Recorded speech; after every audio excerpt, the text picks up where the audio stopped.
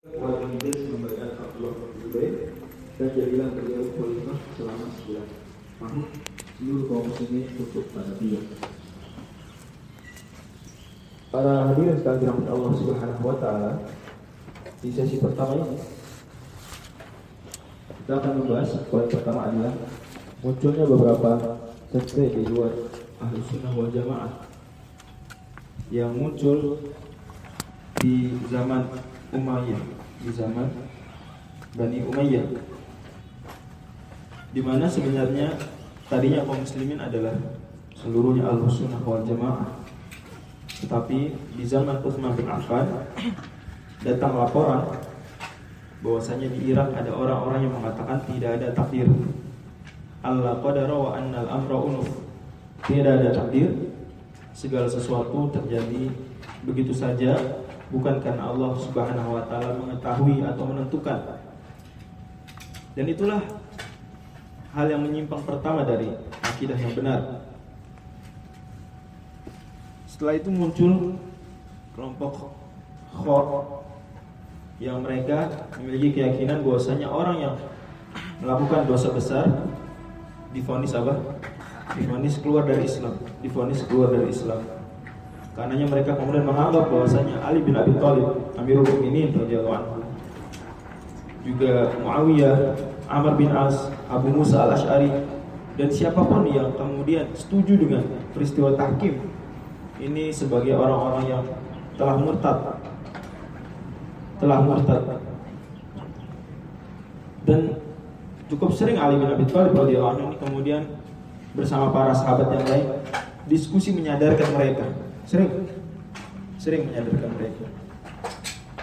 Di antara omongan Ali bin Abi Thalib yang terkenal untuk menyadarkan kelompok Khor ini adalah ketika kelompok Khor mengatakan kepada Ali, Amirul Mukminin, "Mengapa wahai Ali, di zaman Abu Bakar dan Umar kok makmur, semuanya enak, adem, damai, tapi di zaman kamu kok kayak gini?" Kata Ali bin Abi Thalib apa? Zaman Abu Bakar dan Umar rakyatnya saya, di zaman saya rakyatnya kamu. Dan ini pelajaran berharga buat kita bahwasanya negara atau sebuah wilayah ini tidak serta-merta semuanya bergantung pada kualitas sang pemimpin.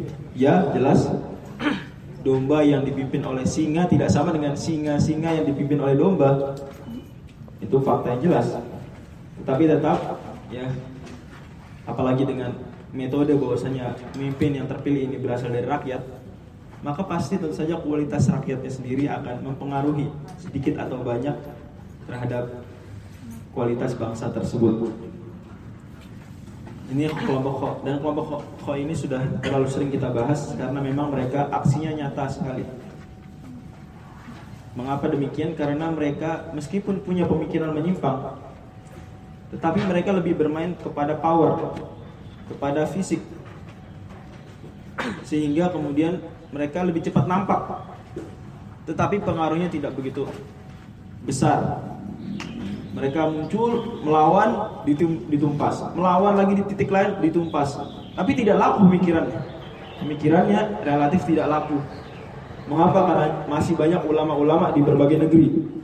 Orang-orang Islam masih merujuk pada ulama-ulama mereka. Al-Hasan al-Basri di Basra, kemudian ulama-ulama di Kufah termasuk Ali bin Abi Thalib, dan murid-muridnya Masruq, Ibrahim an-Nakhai, Hamad di Madinah pun demikian, Ibnu Musayyib, Az-Zuhri, dan terus, sehingga mereka nggak laku tetapi mereka nampak dan muncul di permukaan. Ada lagi kelompok Shin yang muncul juga di akhir pemerintahan Ali bin Abi Thalib radhiyallahu anhu. Maka kelompok Shin ini muncul pada mulanya ini dalam bentuk sikap berlebihan terhadap Ali bin Abi Thalib, kutub yang berlawanan daripada kelompok Kho.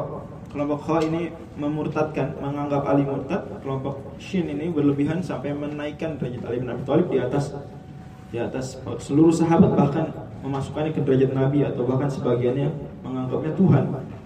Terkenal omongan sebagian mereka, jika ada petir yang kemudian kilat disertai petir, maka kilat adalah senyumannya, petir adalah suaranya Ali bin Abi Thalib maksud mereka.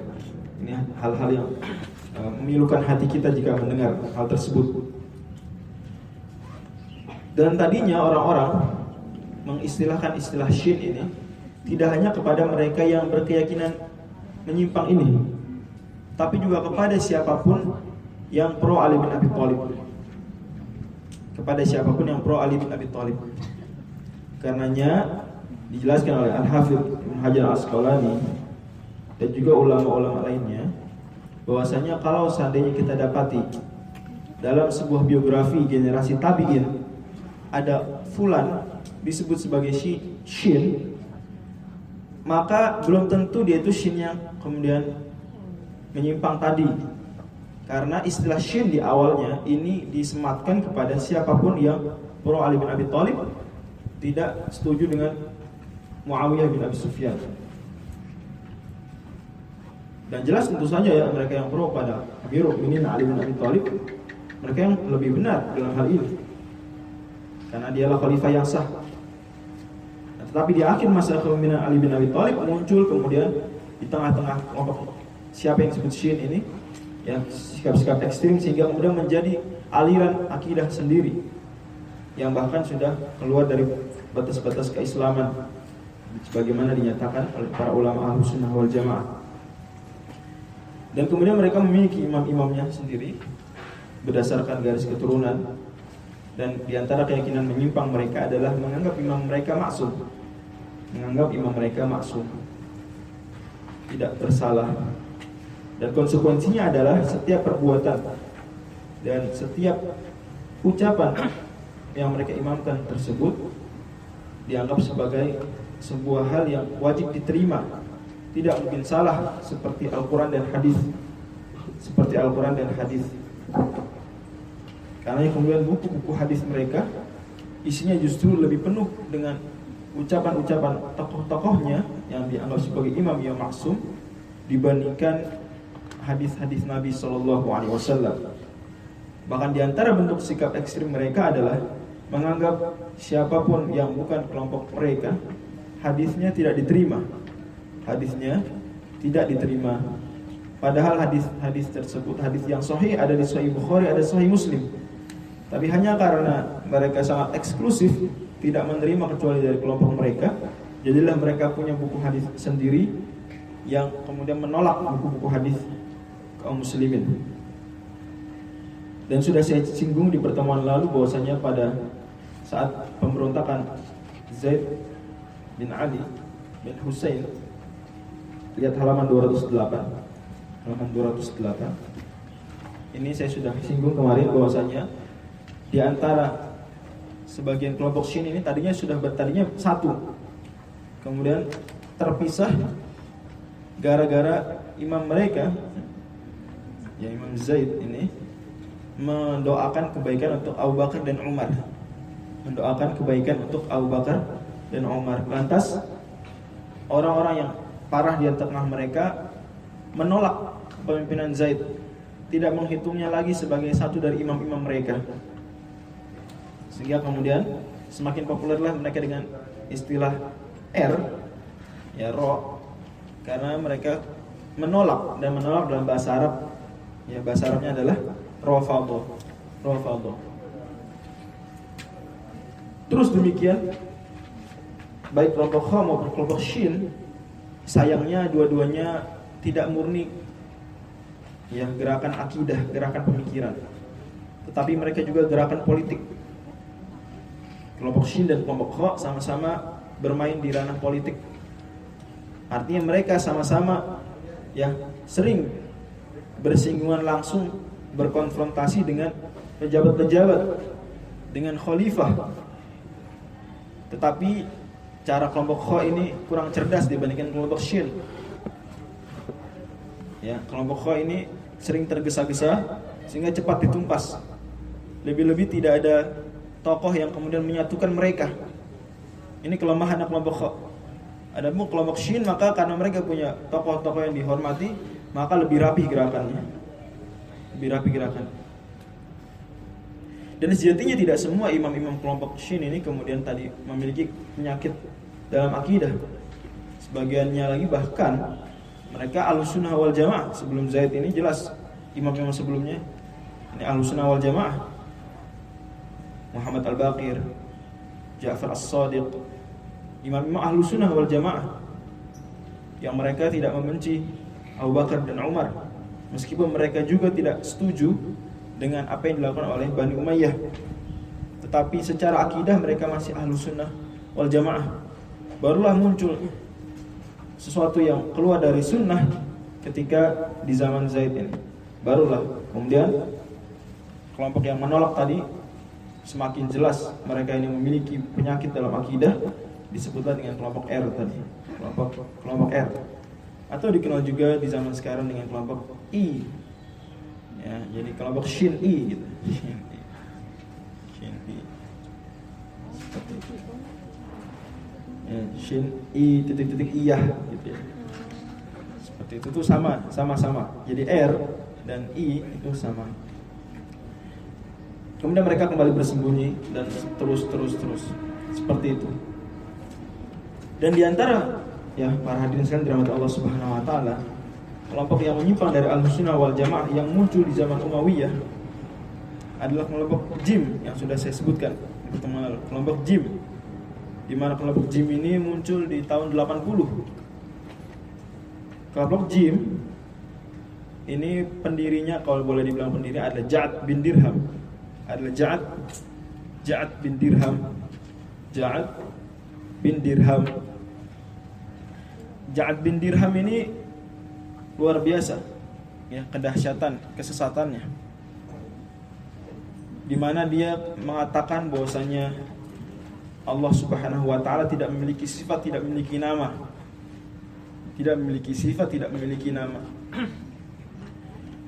Di antara penyakit akidahnya juga dia mengatakan bahwasanya manusia ini tidak memiliki ikhtiar, tidak memiliki pilihan, semuanya seperti wayang yang digerakkan oleh dalangnya tanpa pilihan, tanpa usaha. Ya. Jadi Jim ini dialah yang mengusung pemikiran yang bertolak belakang dengan pemikiran tidak ada takdir.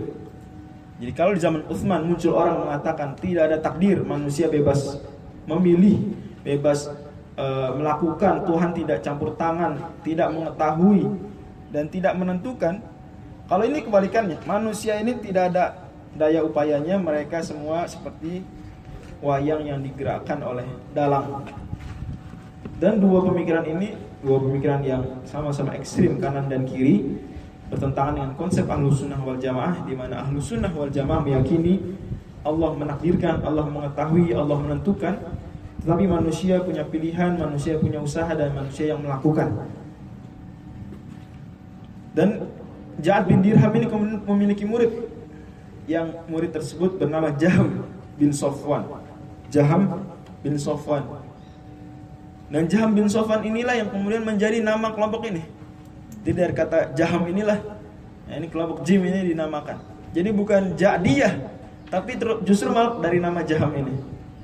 Ya, ini sebuah hal yang unik, sesuatu yang unik, dan tidak lain dan tidak bukan sebabnya adalah karena Jaham bin Safwan lah yang kemudian berperan besar menyebarkan pemikiran ini di daerah Tirmiz dan Balochistan, di daerah sekarang ini Turkmenistan, di daerah sana sekarang Turkmenistan maksudnya.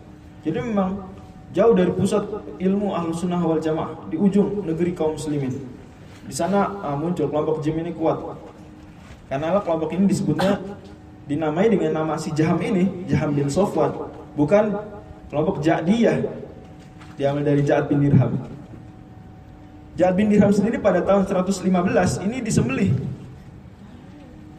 oleh gubernur saat itu ya. Jadi gubernurnya pada hari Idul Adha berkhutbah, ya, ayuhan nas dhahu dzabaihakum fa inni mudhahin yawma bil ja'd. Wahai para manusia, silakan kalian semua menyembelih hewan-hewan kalian. Adapun aku, maka hari ini aku menyembelih Ja'ad. menyembelih Ja'ad. Ya.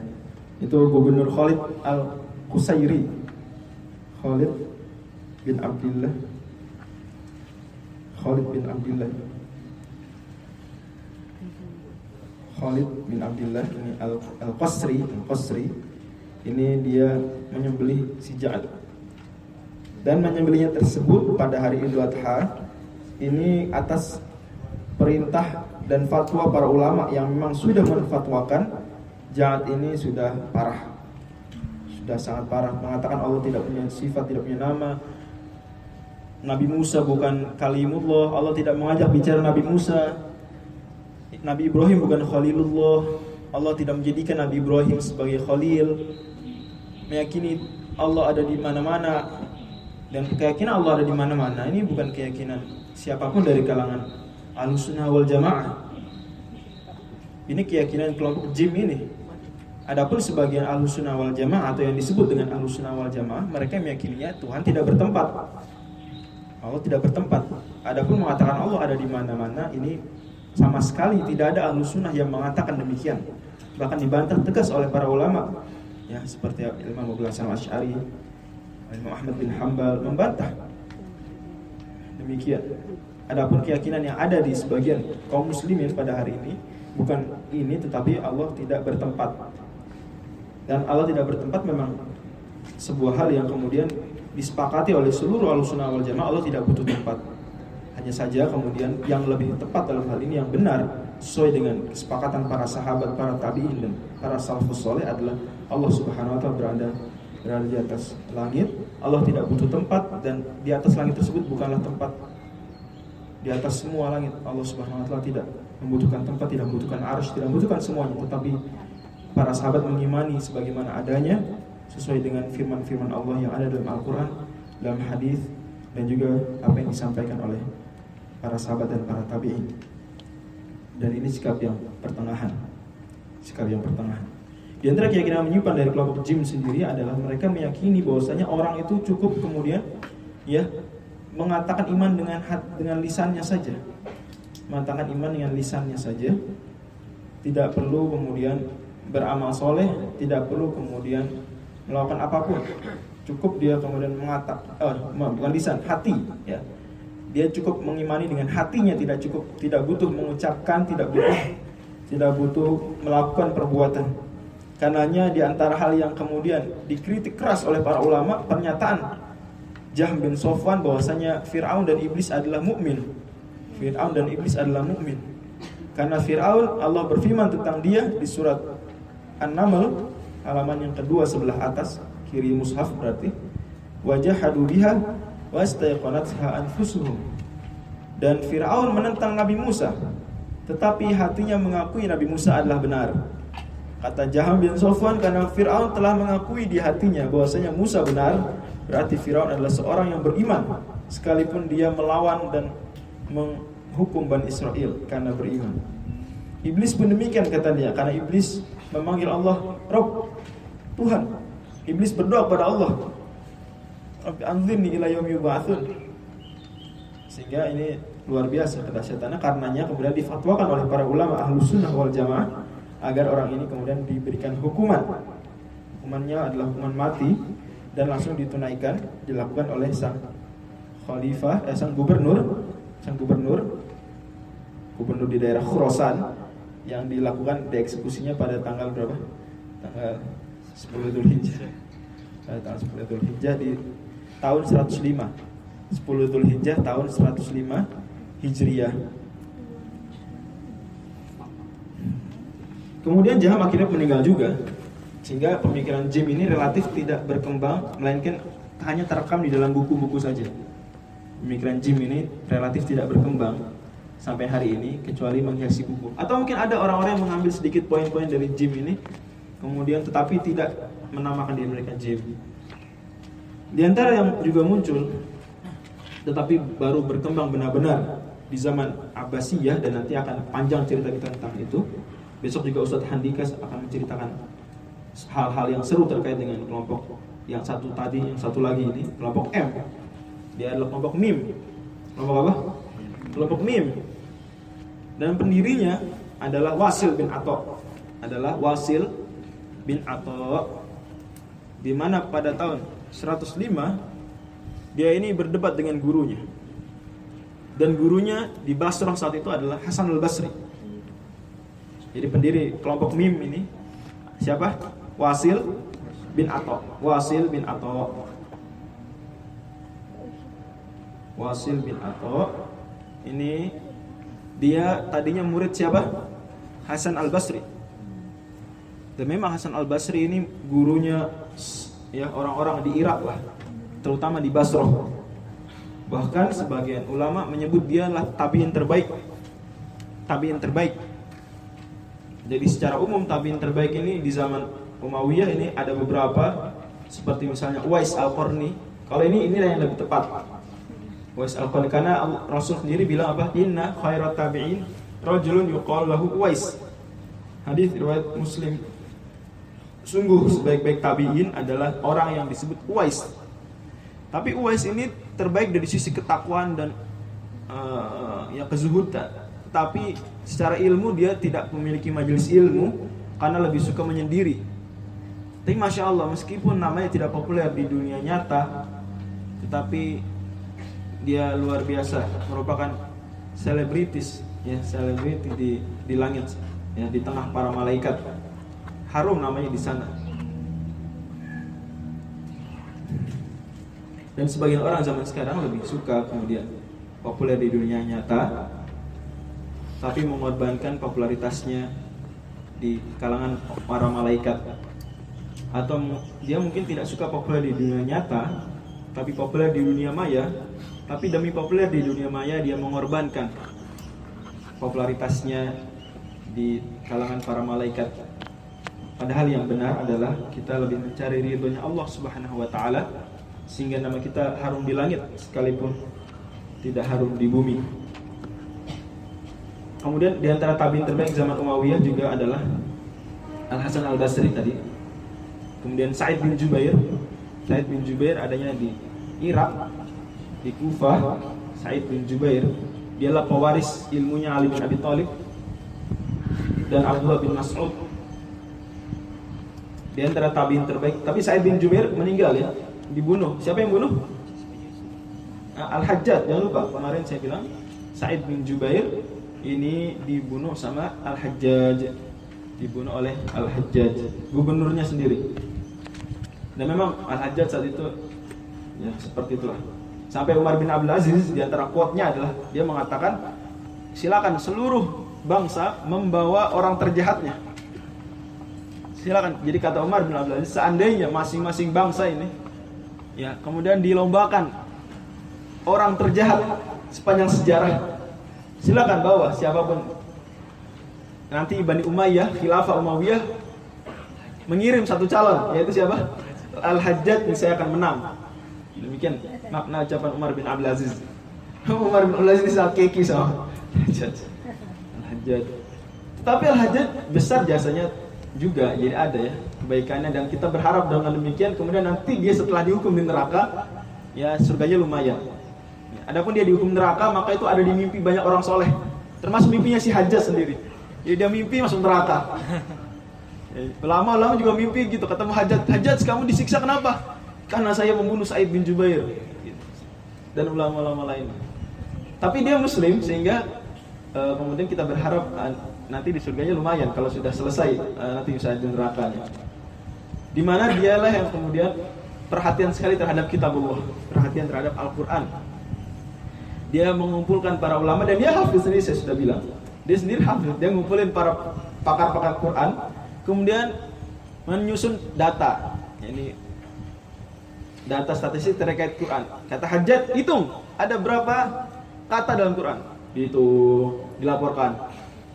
Ya, ada sekian kata, 300 ribuan. Sekarang hitung ada berapa huruf, dihitung, dilaporkan. Sehingga di zaman Hajjaj ini banyak perkembangan. Di antara perkembangannya adalah harokat Al-Quran yang kita baca. Itu harokat, itu zaman Hajjaj tuh. Karenanya lumayan Hajjaj, meskipun tidak, ya dosanya mungkin banyak ya, tapi pahalanya juga banyak. Setiap orang yang ngaji setelah dia terbantu dengan harokat-harokat yang tadinya kosong, nggak ada. Saya pernah kirim di hari Senin mushaf zaman Utsman, ada harokatnya? Jangankan harokat, titik saja tidak ada. Titik saja tidak ada. Nah, harokat tuh di zaman siapa tuh? Hajjaj. Hajjaj yang nyuruh. Karena orang-orang Irak saat itu banyak yang bukan orang Arab, mantan orang Persia. Orang Persia belajar bahasa Arab. Sehingga gimana mau baca Arab, jangankan yang tidak berharokat, ya. Jangankan yang tidak bertitik, ya. Yang tidak berharokat saja nggak bisa. Mushaf awalnya nggak bertitik, nggak ada titiknya. Polos, lihat saja file kemarin 2 hari lalu saya kirim. Sehingga Hajjaj kemudian berinisiatif dikasih. Kita kembali ke kelompok MIM ini. Jadi kelompok MIM ini tadinya siapa pendirinya? Wasil bin Atha. Wasil bin Atha, muridnya Al Hasan Al Basri, salah satu tabi'in terbaik di zaman Umayyah.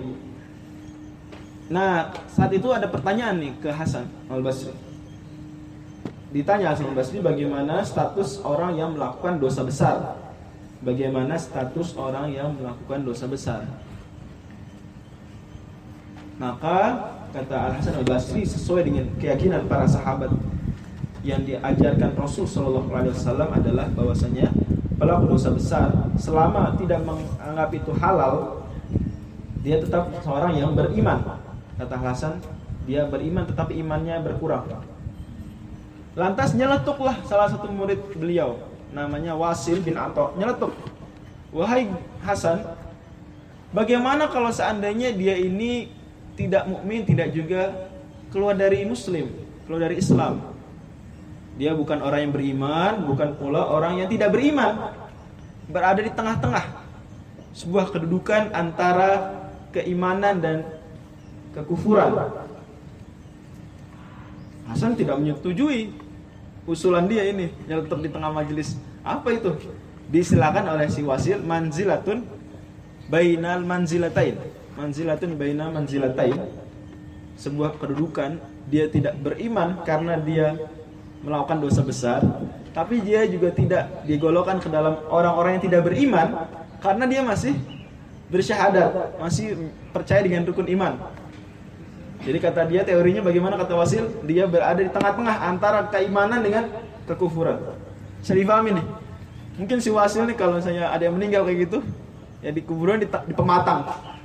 Jadi ada kuburan orang Muslim, ada kuburan orang non Muslim sebelahan. Ya, kemudian taruhnya di tengah-tengah gitu ya. Mungkin seperti itu. Unik ya. Bahkan saya pernah baca salah satu perdebatan fikih antara orang MIM ini ya, murid-muridnya Wasil.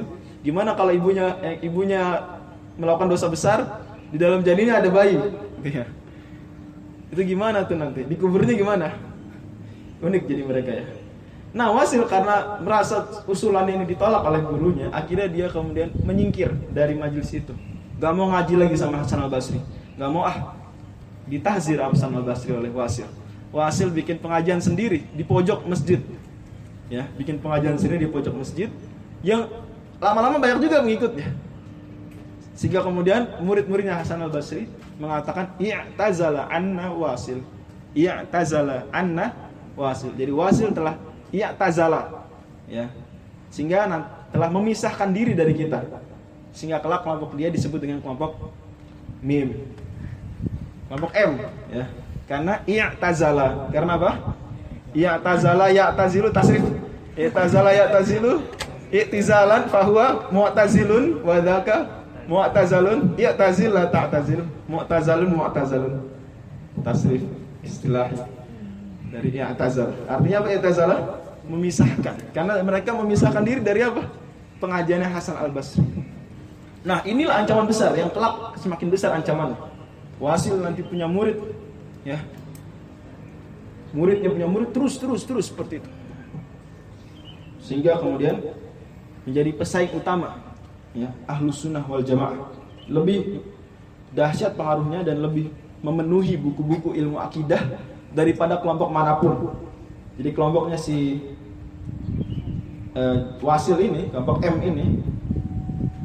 ini dialah kemudian yang akan memenuhi kelompoknya dia nih, M, buku-buku akidah. Nanti jadi kalau kita baca buku akidah, itu isinya Ahlus Sunnah wal Jamaah M, Ahlus Sunnah wal Jamaah M, dan berkata kelompok M. Berkata kelompok M, nanti gitu terus, nanti dibantah, nanti akan penuh. Di antara keyakinan kelompok M tadi, bahwasanya apa? Orang yang melakukan dosa besar berada di sebuah posisi tidak mukmin, tidak juga keluar dari Islam. Di antara keyakinan juga Allah Subhanahu wa taala memiliki nama tapi tidak memiliki sifat. Allah Subhanahu wa taala memiliki nama tetapi tidak memiliki sifat. Jadi kata mereka, jadi mending nih dibanding dibanding J nih. Karena J ini mengatakan Allah tidak punya sifat, tidak punya nama. Kalau kelompok M mengatakan Allah punya nama tapi tidak punya sifat. Tidak punya sifat. Tapi ujung-ujungnya sama juga, masih belum aswaja. Di antara keyakinan kelompok M adalah ini bertolak belakang dengan J. Kalau J bilang tadi manusia terpaksa, tidak punya kehendak, tidak punya usaha. Tapi kalau kelompok M mengatakan apa? Manusialah yang kemudian melakukan semuanya. Tuhan tidak campur tangan, Tuhan tidak membantu, tidak juga Tuhan menyesatkan, tidak memberi hidayah. Pokoknya semuanya Tuhan nonton aja. Tuhan nonton aja. Ini kelompok M. Kelompok M. Dan cukup banyak keyakinannya, tetapi yang kelak akan menjadi sumber malapetaka terbesar dan sangat populer, ya. Ini adalah pendapatnya kelompok M, adalah mereka mengatakan Al-Quran adalah makhluk. Al-Quran adalah makhluk. Baik. Kemudian itulah apa yang terjadi gonjang-ganjing di akhir masa Umayyah. Dan kita bisa lihat semuanya bersumber dari arah timur. Irak, Khurasan, semuanya dari sana. Irak, Khurasan, semua dari sana. Karenanya Nabi SAW mengatakan bahwasanya fitnah berasal dari timur. Nabi menunjuk ke arah timur. Fitnah berasal dari timur. Ya, ini maksudnya Irak, Khurasan dan terus lagi. Nah, khalifah terakhir Umayyah adalah siapa? Marwan Al-Himar. Marwan Al-Himar. Jangan lupa julukannya dia Al-Himar. Dijuluki Al-Himar karena dia nekat. Kalau dalam berjihad. Baik.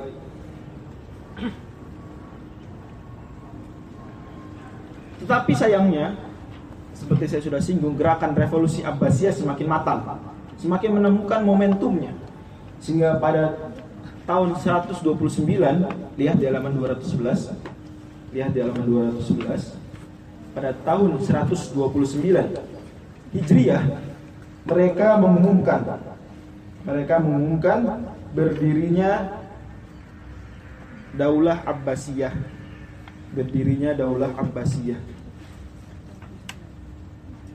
Dan yang memimpin saat itu adalah Ibrahim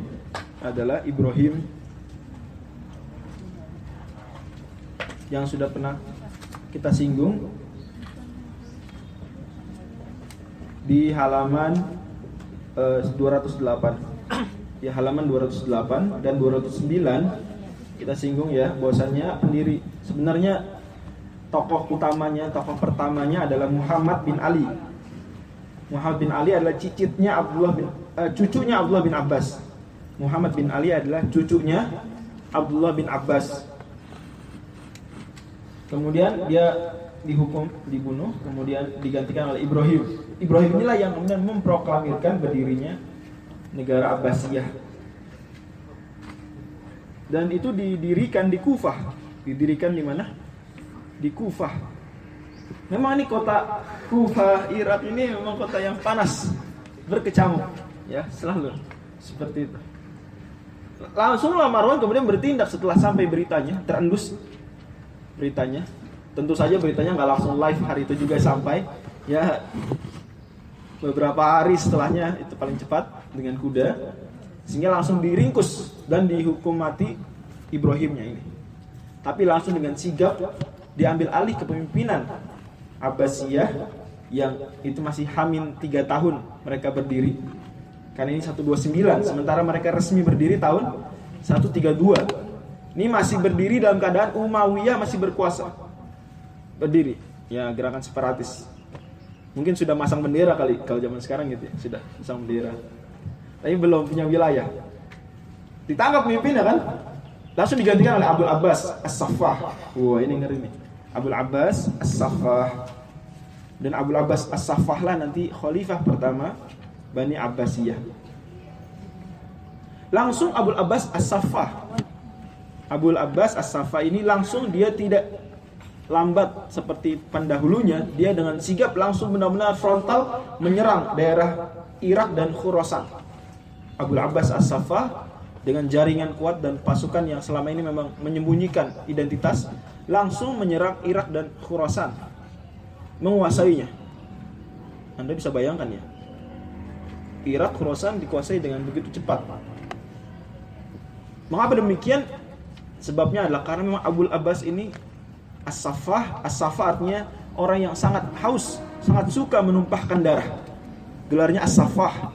Saffah ini artinya yang suka menumpahkan darah. Jadi dia dengan cepat itu memang hobinya membunuh, termasuk pasukannya. Dia bagaimana tidak takluk Irak dan Khurasan dengan begitu cepat. Dan Khurasan ini sekarang daerahnya namanya apa? Iran dan sebagian Afgan. Iran dan sebagian Afgan ini Khurasan. Afghanistan tuh Khurasan sampai sekarang. Menguasai Irak, Iran, Afghanistan. Nah, simpelnya gitu deh. Menguasai Irak, Iran dan Afghanistan. Cepat. Kemudian langsunglah Bani Umayyah ini bertindak lagi.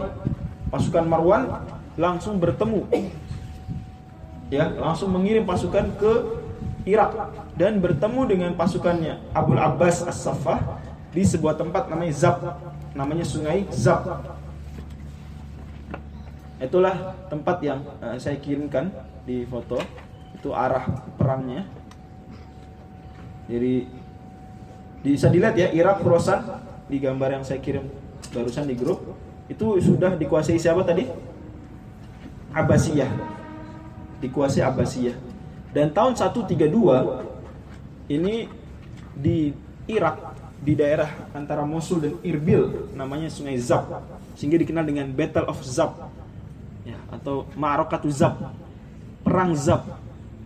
Dia di antara Mosul dan Irbil. Ini kalau kita suka dengerin berita Timur Tengah nih, Mosul Irbil nih seru ya beritanya. Hari ini Mosul Irbil, Mosul, dan ya direbut kelompok inilah, direbut ini lagi, perang ini, dan dia ibu kota kelompok yang kita tidak sukai ya. Tapi sudah dikalahkan, sudah kalah. Tapi nggak tahu sekarang gimana kondisinya. Demikian. Akhirnya perang ini terjadi dan ternyata kalah pasukannya Bani Umayyah. Kalah. Dan kemudian pasukannya lari ke semuanya, ke semua arah. Tapi Bani Abbasiyah tidak diam diri, tetapi langsung kemudian mengejar mereka. Jadi kondisinya semakin buruk karena pasukannya Bani Umayyah kabur ke semua negeri dan dikejar, berarti pengejarannya juga ke semua negeri, sehingga kemudian langsunglah wilayah-wilayah yang lain dikuasai oleh Abbasiyah, termasuk Hijaz, Bahrain, Yaman, Oman, kemudian Mesir, tinggal Syam. Tinggal apa? Syam yang memang menjadi basisnya Bani Umayyah sejak dulu, sejak era Muawiyah bin Abi Sufyan. Basisnya di situ memang. Karena pendiri Bani Umayyah yaitu siapa? Muawiyah bin Abi Sufyan radhiyallahu anhuma, ini memang gubernur Syam. Malahan dia itu terkena 40 tahun gubernur, 20 tahun gubernur, 20 tahun raja. Muawiyah itu memimpin Syam selama 40 tahun. Ngeri. 20 tahun sebagai gubernur sejak zaman Umar, 20 tahun lagi sebagai khalifah.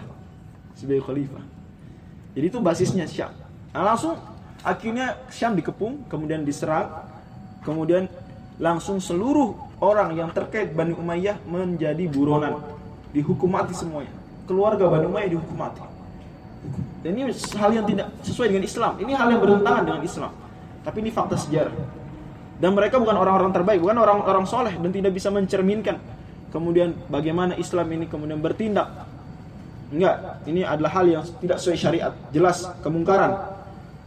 Ya. Tapi ini terjadi dan itulah akhir dari dinasti Bani Umayyah, di mana semuanya dihukum mati kecuali beberapa orang yang melarikan diri. Di antara yang melarikan diri adalah Abdurrahman. Abdurrahman melarikan diri. Dan Abdurrahman melarikan dirinya langsung ke tempat terjauh yang sulit dijangkau, yakni ke Andalusia. Kemana? Ke Andalusia.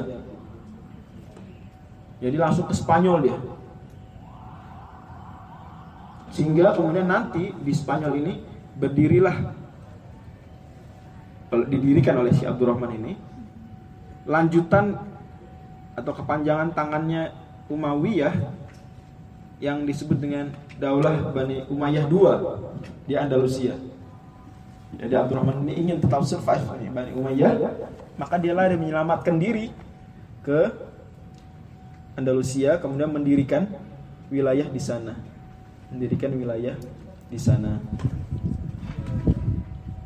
Bisa dilihat gambarnya, saya kirim barusan. Ini Abdurrahman menyeberang. Karena dia menyeberang masuk ke Andalusia, maka dia dikenal dengan Abdurrahman Ad-Dakhil. Abdurrahman Ad-Dakhil. Ad-Dakhil artinya yang masuk, ya, masuk. Baik.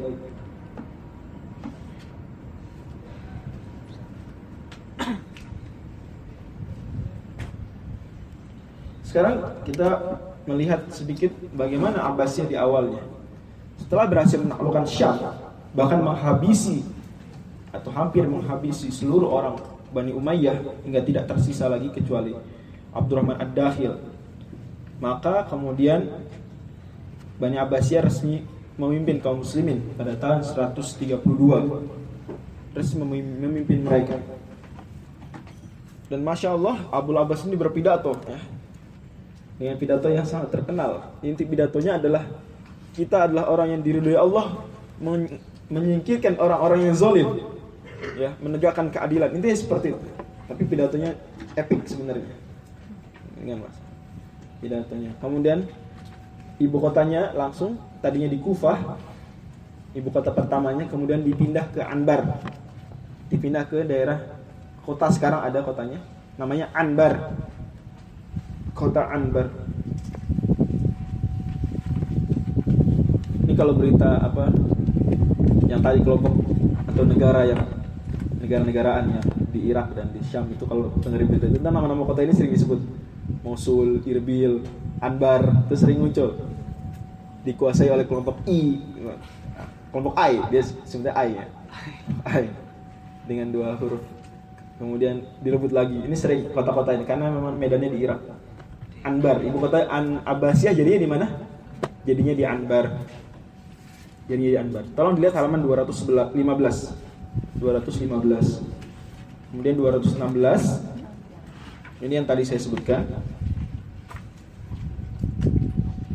Nah, di antara hal yang mendorong kenapa kok Bani Abbasiyah ini bisa dengan hebatnya, dengan mantapnya, ya, mengalahkan kekuasaan Bani Umayyah yang telah mengakar selama hampir 1 abad di wilayah yang sangat luas dan dengan relatif hal yang kondusif kondisinya.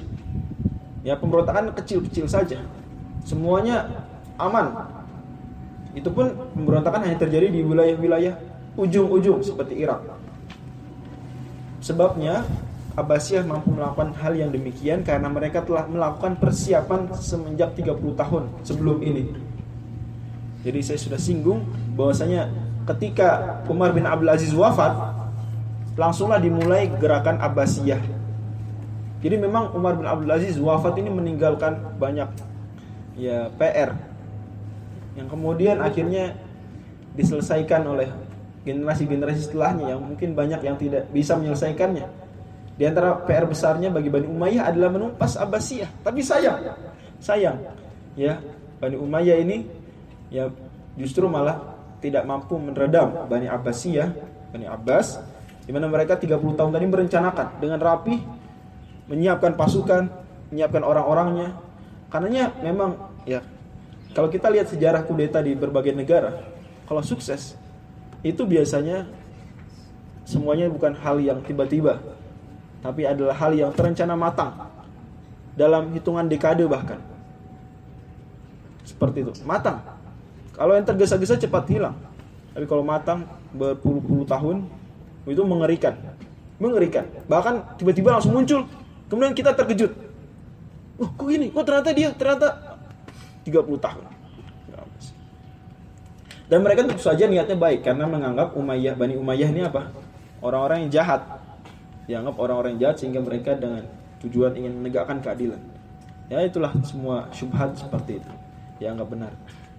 Dan juga di antara yang mendorong mereka kuat adalah karena mereka memiliki pasukan militer yang tangguh. Selain pemimpinnya As-Saffah yang memang tegas, keras, tidak pandang bulu, juga karena panglima perang mereka Abu Muslim Al-Khurasani. Siapa namanya? Abu Muslim Al-Khurasani.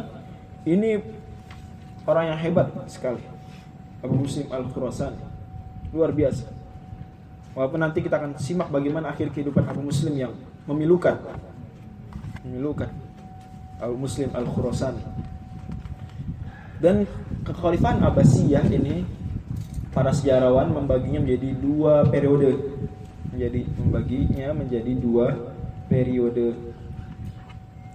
Periode pertama adalah periode kuat, yaitu dimulai dari tahun 132. Dilihat halaman 218. Dilihat. Periode kuat yaitu tahun 132 sampai tahun 247. Sampai tahun 247. Ini periode kuat. Kenapa? Karena benar-benar kekuasaan berada di tangan khalifah. Khalifah ditaati, khalifah tidak hanya simbol, khalifah dialah yang benar-benar kemudian memerintah. Adapun periode lemah, sayangnya ini lebih panjang. Ini berlangsung dari tahun 247 sampai tahun 656. Tahun berapa? 656. Yakni sampai Baghdad porak-poranda oleh Tartar. Porak-poranda oleh Tartar. Ini Bani Abbasiyah periode kedua. Periode lemah. Disebut periode lemah karena pemimpinnya hanya simbol, tapi yang berkuasa adalah menteri-menteri dan militer. Yang berkuasa menteri-menteri dan militer, terutama militernya. Seperti itu. Insya Allah kita akan memulai membahas satu persatu di sesi yang kedua sesuai dengan silabus. Wallahu a'lam. Assalamualaikum warahmatullahi wabarakatuh.